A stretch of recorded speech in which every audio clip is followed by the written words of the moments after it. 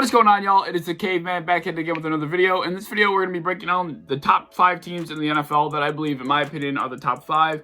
It'll probably get a little controversial at times. I know people are going to not agree with my list, but that's just how I do things around here. If you have not picked up on that, it is what it is. I don't really care. I think my opinion is going to be pretty valid. I'm going to have my reasonings behind why I believe my list is how it is, and don't mind my hair because I just got out of the shower. I'm going to put my bandanas on as I go through the video, so, you know, I don't want to hear that shit either. So at number 1, I'm going to do some positives and some negatives here. I don't think there's really any argument behind this number 1 ranking, and it's the Kansas City Chiefs. I think that's pretty obvious, pretty clear and obvious. I don't know how you couldn't put them at number 1. They're 12-1, best record in the league. They're by far the best team in the league. They have the most high-powered offense in the league. They have an unstoppable offense, for that matter. I don't know how you could dispute them at number 1. They have shown to be human at different points, you know, against the Raiders, even against the Dolphins. But I mean, for example, against the Dolphins, they're down 10-0, and they flip that game on its head like a burger in the summertime. I just don't know how you could not put them at number 1. I mean, Patrick Mahomes with that wide receiver room with Travis Kelce, Tyreek Hill. I mean, even Demarcus Robinson, sometimes they can play Sammy Watkins. I mean, they have that whole package over there. Clyde Edwards-Helaire can run the ball if they ever so need to. Le'Veon Bell is there. I mean, they have the entire thing. The only negative is that their spotty defense can sometimes catch them in a little trouble. They do not have the best defense in the league by any stretch of the imagination, but what they do have is an offense that keeps the game without reach for the other team. It's just the offense is their defense because they're always on the field and they're always putting up points. That is their defense. So even though their defense isn't very good, that is their negative. Their offense just completely outweighs that. And for that reason, they are by far the number 1 team in the NFL. At number 2, you can call me as biased as you want, but it is the truth. It is the facts. There is evidence to support everything I'm about to say. The Buffalo Bills are the second best team in the NFL, and they have the best chance to beat the Chiefs as of right now. Why is this? Well, we have probably the second best offense in the NFL. I mean, we have the second most high-powered offense. Cole Beasley's the best slot receiver in football. Stephon Diggs is making his case to be the best in football. I think he's easily could be top 5 right now. We have John Brown, who's extremely good at stretching the field. He just opens up the field for our entire offense. I mean, and Josh Allen's playing at peak confidence. And on top of all of this, we have an offensive coordinator that knows how to make timely play calls and that knows how to make creative play calls. I mean, he's always stirring up the right shit at the right time, and it works out because Josh Allen is able to execute it 95% of the time, as are the receivers or whoever the ball is going to. We honestly have the most high-powered offense, I believe, in my opinion, behind the Chiefs to be able to keep up with the Chiefs. And on top of that, we have the defense that can, I believe, stiffen up against the Chiefs if we ever so need to. Well, the stats might not show it. Our defense actually in this back half of the season has, you know, I really think come to form back to what it used to be last year. I truly think it has. It's been making plays. It's been bailing out the offense more often than the offense is bailing out the defense. Like, anybody can just look at the stats and see, like, oh, the defense of the Bills isn't that good. Well, you obviously haven't been watching the games because our defense actually has been quite fantastic, and I think we have the defense that would be able to slow down the Chiefs enough for our offense to beat their defense. So I truly think we have the best chance to beat the Chiefs. I truly do. So our biggest 2 negatives, I believe, in my opinion, are we lack playoff experience. We have pretty much no playoff experience whatsoever. On top of that, if in the case that our offense and our throwing, our passing game is not able to get in rhythm, whether it's cold outside or, you know, maybe just somebody's having a bad day, we do not have a run game to back it up. We have probably one of the worst run games in the NFL. We cannot run the ball for shit. Josh Allen is probably our best running back. That's how bad our run game is. That is not at the fault of Devin Singletary or Zach Moss either. We just cannot run block. We can't run the ball, period. And if we ever have to, we're going to be in some deep trouble. So for that reason, they are, you know, they are the second best team in the NFL, but I do believe that the run game could be the biggest negative and could drag this team down. But other than that, I don't think we're going to find ourselves in situations where we're going to have to run the ball that much because our pass game is just that good. At number 3, we probably have the team that you would probably put at number 2 if you're not a Bills fan, but nevertheless, I do believe we are worthy of a number 2 position. Nevertheless, the Packers are the number 3 team on my list. And why is this? Well, they have probably the best quarterback wide receiver duo that we have seen over in the entire 2000s. I mean, the Devonta Adams, Aaron Rodgers connection is like, it's literally like peanut butter and jelly together on bread. And there's no going wrong with Aaron Rodgers and Devonta Adams. It's the same kind of case. The reason they're number 3, though, is that if in the case that those 2 guys are slowed down, they will not have anything else. Aaron Jones has not been the same Aaron Jones we saw at the beginning of the season or last year. I mean, besides for that long run against the Philadelphia Eagles, we have not seen Aaron Jones do very much at all whatsoever. So I don't think that he's going to be able to pull the bulk if in the case Aaron Rodgers and Devonta Adams aren't able to get anything going. On top of that, they have really, they have one of the most subpar defenses in the league. I mean, their team thrives on Aaron Rodgers and Devontae Adams outscoring the other team more than the defense stopping the other team. I mean, their defense is just, it's pretty abysmal. It's pretty damn subpar, and it's not going to keep the Packers in a game if Devontae Adams and Aaron Rodgers aren't able to pull the weight they usually are.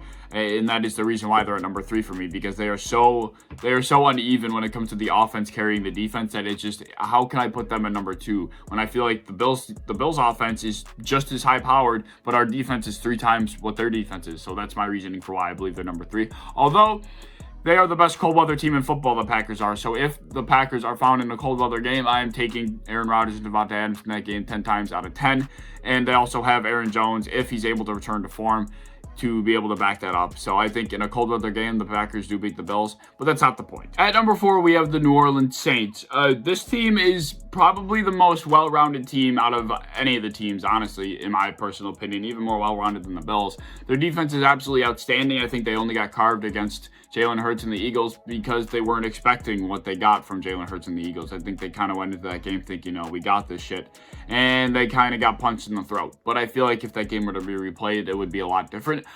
But their main thing dragging them down is that they don't have a quarterback right now, and Taysom Hill's not a quarterback. I don't care what you try and tell me, what stats you try and pull up. Taysom Hill is not a quarterback. And Drew Brees, even though he was struggling and couldn't throw more than 10 yards downfield, is a better quarterback than Taysom Hill, because at least Drew Brees knew how to use one of the best receiving backs in all football in Alvin Kamara. Taysom Hill doesn't know how to do that. Hence why I believe Taysom Hill is not a good quarterback, because when you have one of the best running backs in the NFL and you don't choose to use him, you have a serious problem. But I mean, their defense is one of the top in the league. Their offense is one of the top in the league. I mean, they have a stacked offense. They have Alvin Kamara, Latavius Murray, Michael Thomas, Emmanuel Sanders, Jared Cook. I mean, they have a very good offense through and through. Their defense is very good through and through. They are just probably the most balanced team on this entire list, in my personal opinion. And another thing they have that the Bills don't, unfortunately, is playoff experience. And you're starting to notice a trend here.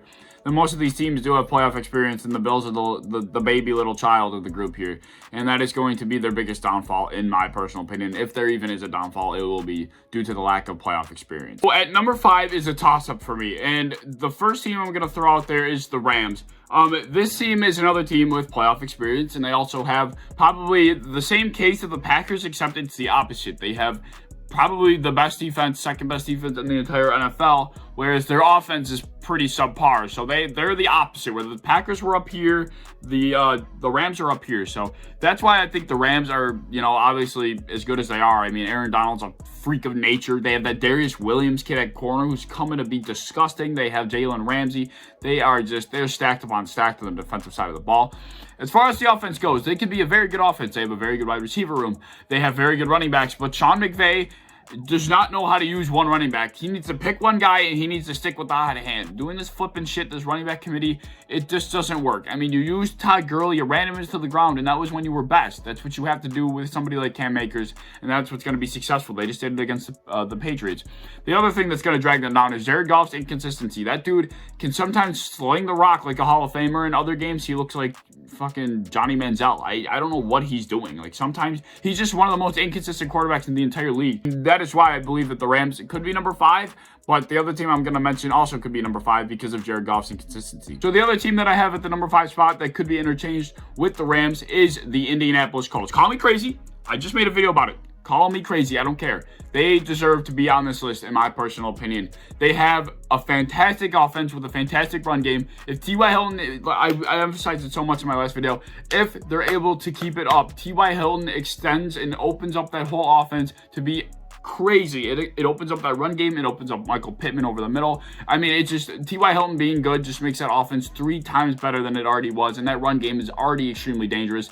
Phillip Rivers has been dinking and dunking his way throughout the entire season. Naheem Hines has been a threat. I mean, they have been very, very good on offense. They're actually, I think they're in the top 5 for points for. I mean, they're doing very well on offense, despite what you may think about Old Man Rivers.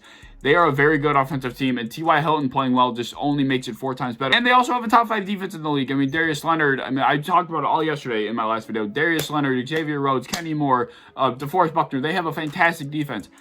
they're being slept on heavily, and I do believe they could be a top 5 team. They have 4 losses that I believe if they played those games again, they'd win. I think those were early season losses, such as the Jaguars. That was an early season loss, first game with the Colts for Phillip Rivers. I think they could beat the Browns. They could beat the Ravens.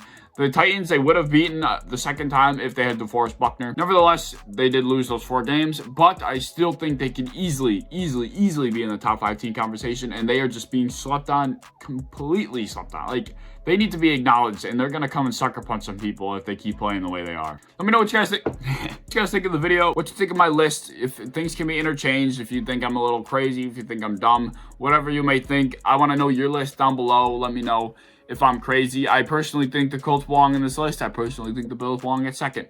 You know what? Probably a lot of Bills fans are going to watch this video, so they're probably going to agree with me, but that's a good thing, right? Nevertheless, like, subscribe, comment, do all that fun stuff. I'll see y'all later in the next video. Thank you for watching. Peace.